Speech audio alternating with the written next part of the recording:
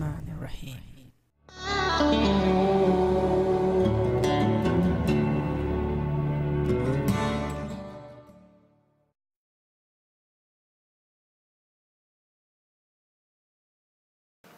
Assalamu alaikum and greetings, AliShanMao here.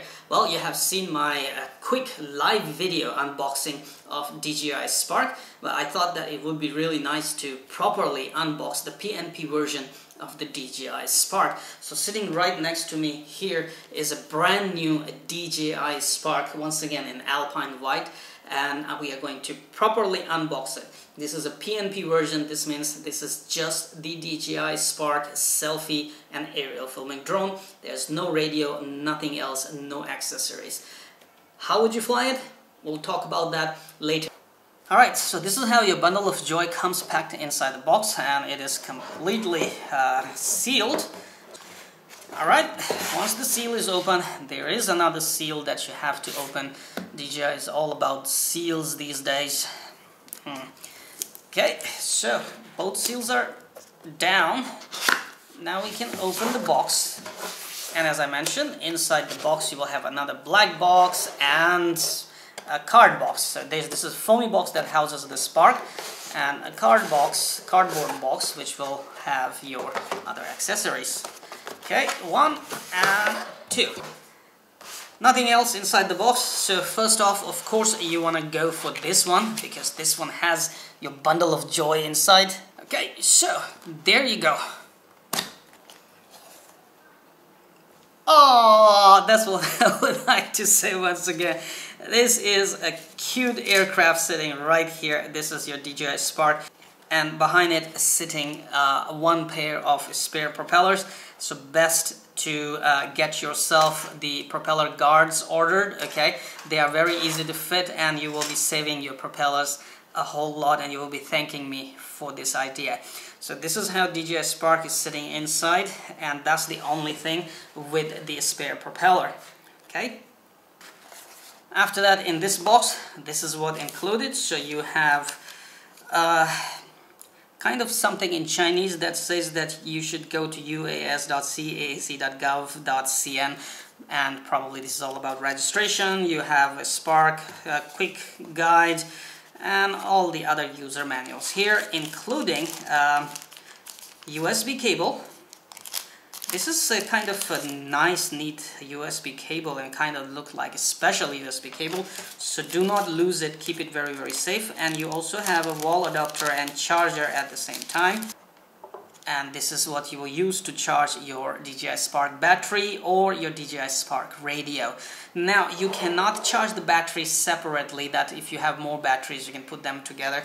Probably some people will come out with the idea that multi-charger for your Spark batteries, but for now you can charge one battery at a time using your DJI Spark only.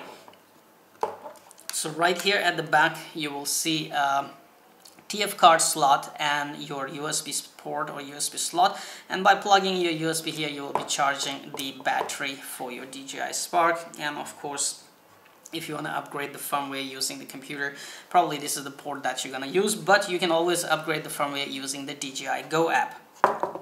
I find that this box actually houses these cables and the charger really properly. Probably these are for the batteries, that you can carry 2 more batteries, but for now we don't have more batteries, so we'll house just this charger and the cable in here with the DJI Spark.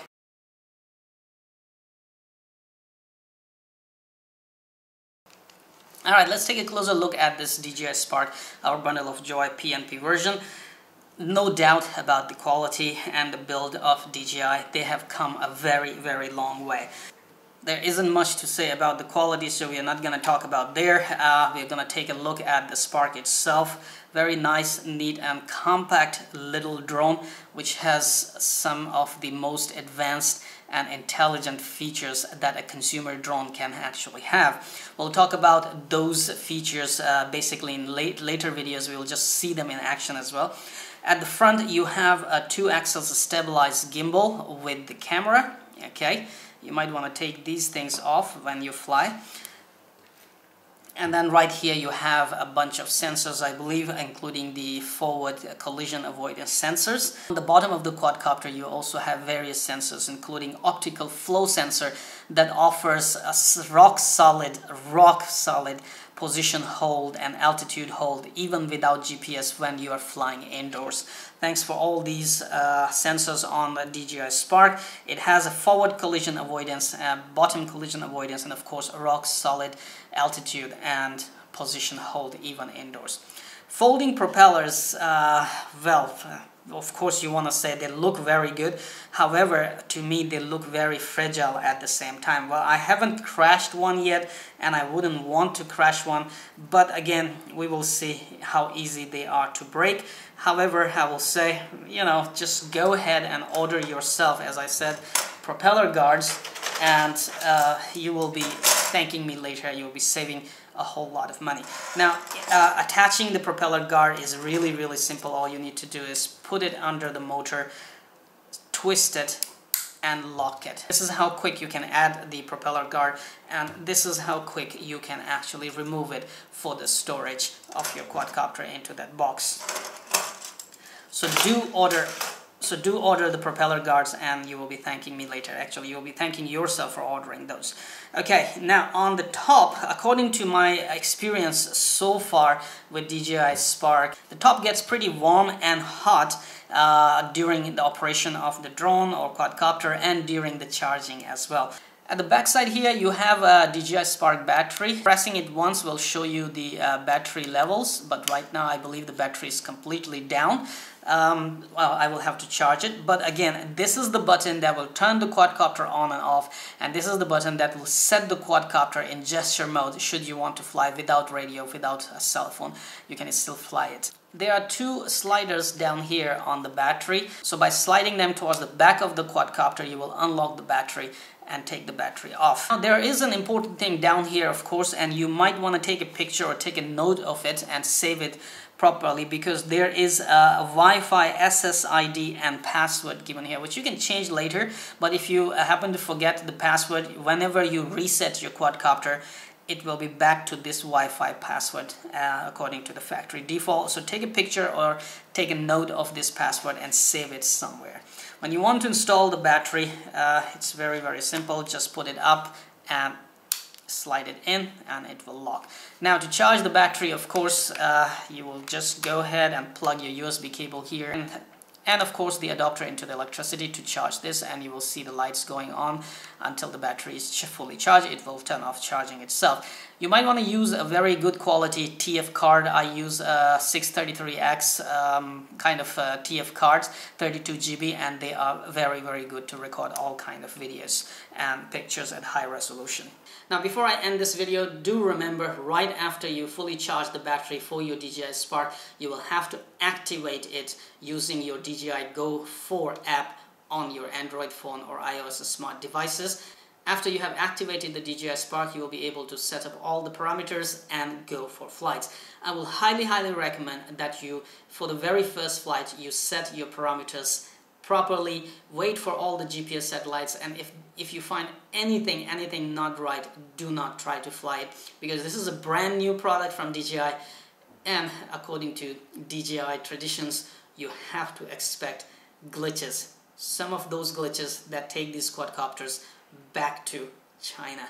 You don't want that to happen if you are in strict rules and regulated countries like UAE. So I would highly recommend that before you fly this quadcopter, make sure everything is in perfect working condition. Make sure before your very first flight you have downloaded all the fencing and all the latest software, and everything is properly updated, including the firmware of everything is properly updated. And of course, I would highly recommend for your very first flight, set fencing of 50 meters altitude, that is height, and about 100 to 200 meters fencing around yourself, and you will be able to test it properly. Once you see that your DJI Spark is trustable and is flying properly and there are no glitches, go ahead and you can increase the area of fencing. I think maximum you can do up to 5,000 meters, but the maximum range on this quadcopter is 2,000 meters, remember that, and that is if you're using radio control with this quadcopter. So first off, once again, for the very first flight, make sure everything is working perfectly, everything is updated, and your fencing is set very short limits, so that if something goes wrong, your quadcopter will know where to stop and where are the limits. Enjoy and stay tuned for more videos of DJI Spark coming on my channel.